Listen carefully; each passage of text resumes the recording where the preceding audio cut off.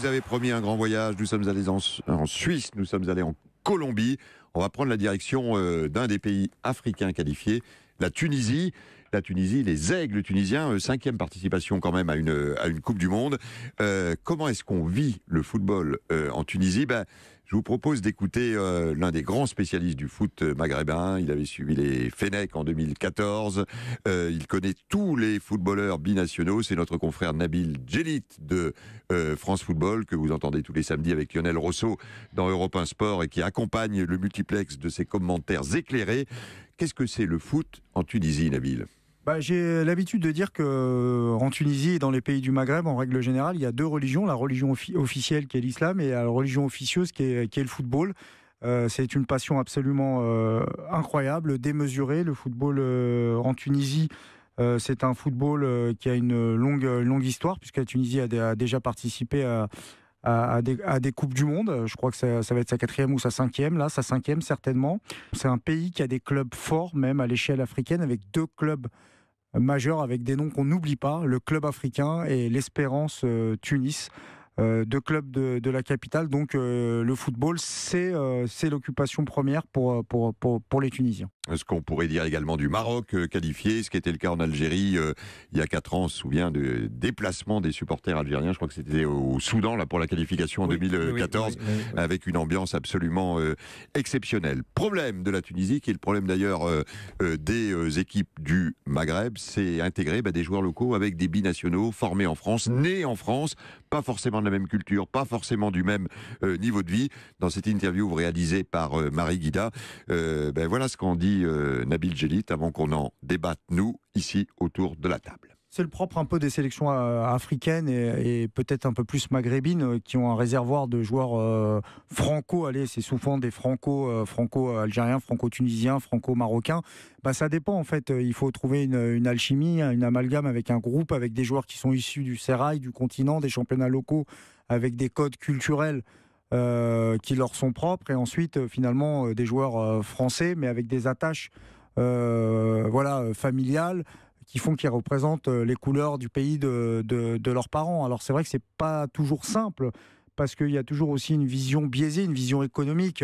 Un joueur du championnat local tunisien, il va gagner 5 000 €, il va voir arriver un joueur européen qui gagne 10 ou 15 ou 20 fois plus que lui. Parfois il y a un petit peu de jalousie, il y a des choses comme ça. Là, dans le cas de la Tunisie, en règle générale, la Tunisie, c'est toujours organisé autour quand même d'une ossature locale, parce qu'ils ont un bon championnat. Là, il y a 4 nouveaux effectivement qui arrivent, dont Saïfeddine Kawi, Ben Louane qui est passé par Saint-Étienne, Skiri de Montpellier. C'est le travail de l'entraîneur de les intégrer progressivement, mais parfois ça peut déséquilibrer des groupes. C'est un équilibre qui est parfois difficile à trouver. Il faut arriver à créer une famille, et ce qui forge aussi les relations, c'est gagner ensemble, c'est se battre ensemble, parce que le football, même s'ils ont la même nationalité, il y a des différences, mais dans la vie de tous les jours, quand on joue au football, le terrain, il efface toutes les différences.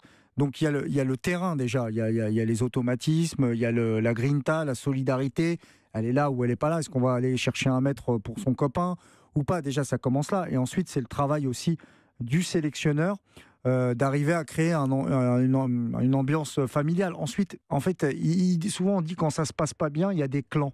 Mais en fait, les clans, ils existent même quand ça se passe bien, parce qu'en fait, c'est des questions d'affinité culturelle. Et ensuite, vous avez des joueurs en navette qui passent entre les uns et les autres. Ensuite, il y a le langage.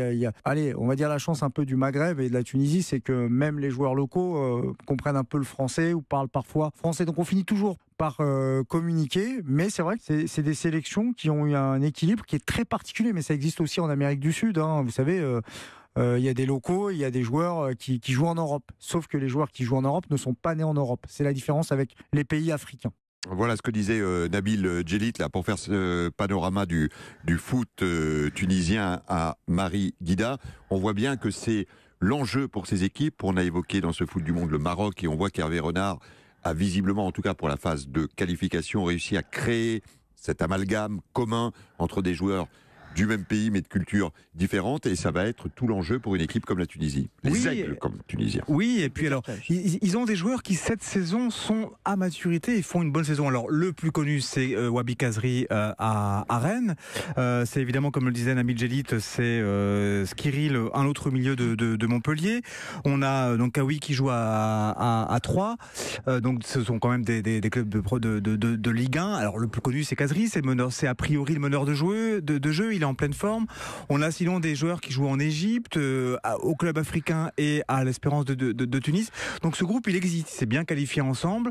Et effectivement, le Maroc et l'Algérie, à l'échelle de l'histoire des Coupes du Monde, sont plus connus parce qu'ils ont fait plus d'exploits. Ils ont, à part l'Algérie, pas passé. Le Maroc comme l'Algérie ont passé à chaque fois un tour, mais l'Algérie a battu la RFA à l'époque. Le Maroc a fait des bons matchs aussi. Bon, il manque ça à la Tunisie, et il faut que ça arrive. Et ça peut arriver cette année avec ces joueurs qui, encore une fois, sortiront, j'espère, en forme, mais d'une bonne saison. Donc c'est à maturité. Guillaume Dufil, la Tunisie qui est entraînée par un Tunisien. Il faut le signaler quand même.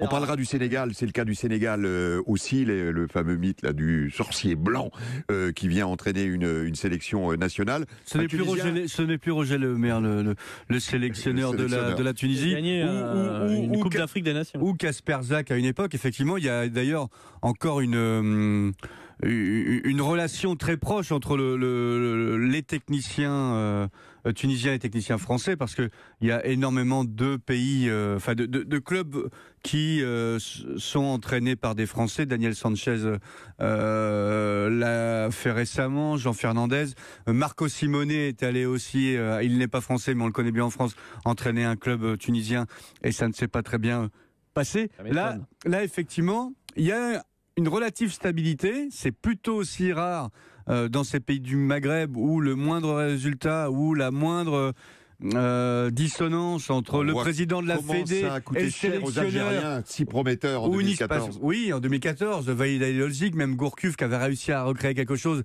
et les politiques ont tout cassé, et vraiment tout cassé. Le Maroc et la Tunisie, ça a l'air d'être un peu moins quand même.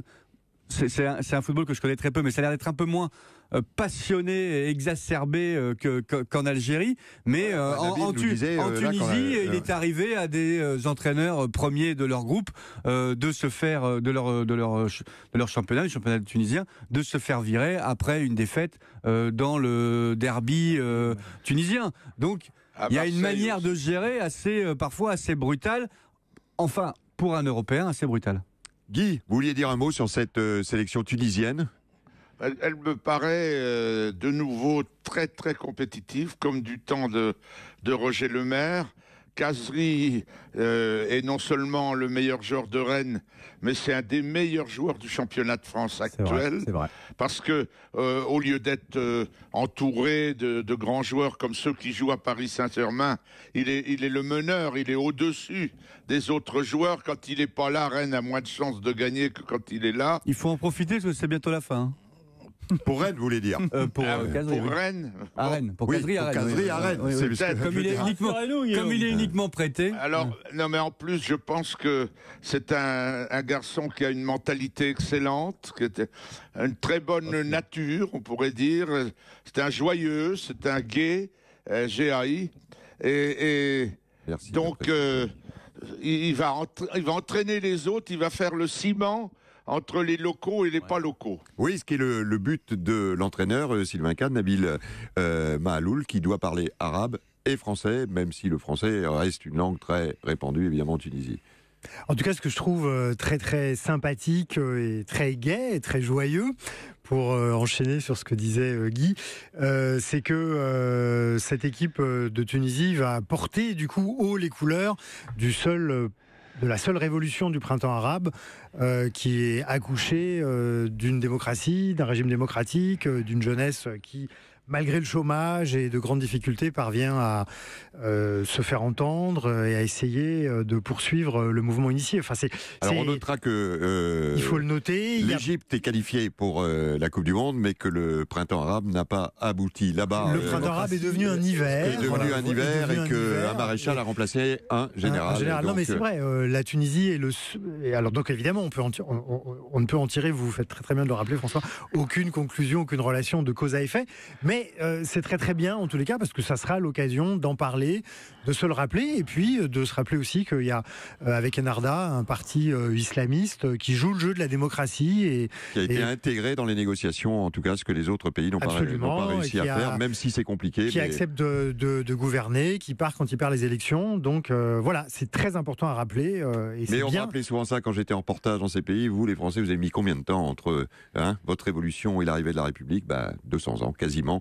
Et il faut laisser... 100. Du temps, François, il faut laisser du temps aussi. 100, vous exagérez. Il y a le cas pour cette Tunisie l'effet miroir est assez saisissant. Ben Yedder aurait pu jouer avec la Tunisie. Il était comme Lucas Hernandez, dont on parlait à l'instant, Arnaud Herman. Il a porté son premier maillot bleu avec les Français.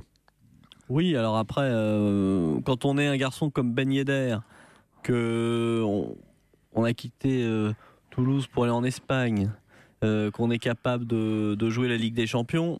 Et de marquer 2 buts à Manchester et par exemple, voilà, il est évident que... Juste avant la sélection. Oui, bon, je pense que ça n'aurait peut-être pas empêché de se faire retenu, mais je veux dire, on peut imaginer il s'est dit dans sa tête, il faut que je joue le coup il l'a très bien dit dans l'interview qu'il a donnée à Hugo Delhomme chez nous en début de semaine dernière. Chez vous, c'est dans l'équipe. Dans l'équipe, pardon. Il a très bien laissé entendre que voilà, c'était quelque chose qu'il avait en tête. Donc effectivement, il est franco-tunisien, mais dans son esprit, c'était avec les Bleus qu'il voulait jouer. On peut le comprendre hein, quand le cas se présente. Si vous avez le choix, ou alors vous faites vraiment un choix sentimental, un choix historique pour vos parents, mais si vous avez le choix entre une nation majeure du football, la France, et une autre, et une nation mineure qui est tout dépend du destin que vous aurez en bleu, parce que s'il n'y a que cette sélection, mais un destin en bleu, même si vous n'y êtes pas le nouveau Zidane, c'est quand même, ça vous garantit des retombées économiques, personnelles, en termes de salaire dans vos contrats pour les clubs. Donc on peut comprendre, voilà. De la déception du côté des évidemment, mais on peut comprendre qu'il y ait cette carotte aussi pour ces joueurs-là. Hubert, oui, Guy. Je pense qu'on n'a pas rappelé ce soir que pour la première fois, le sélectionneur devra donner une liste complémentaire pour pouvoir pêcher dedans s'il a des blessés après la date de la liste. Alors ces gens-là qui ont été bloqués un peu. Et s'il y a un blessé, on ne pourra pas prendre n'importe quel joueur. Il faudra que ce soit un joueur de la liste préétablie. Voilà. Au même moment d'ailleurs. Donc en réalité, ils se battent pas pour être dans les 23, mais peut-être dans la douzaine qu'il va y avoir derrière. Et c'est là que Thauvin, voilà. Et je pense que Ben Yedder, si Deschamps l'a convoqué là, en général, les joueurs qui sont convoqués au printemps pour une première sélection, à part blessure, ils se sont toujours retrouvés au tournoi. Hein, donc, c'était quand même Papa en 86, etc. etc. Donc, Voilà ce qu'on pouvait vous dire sur les aigles tunisiens.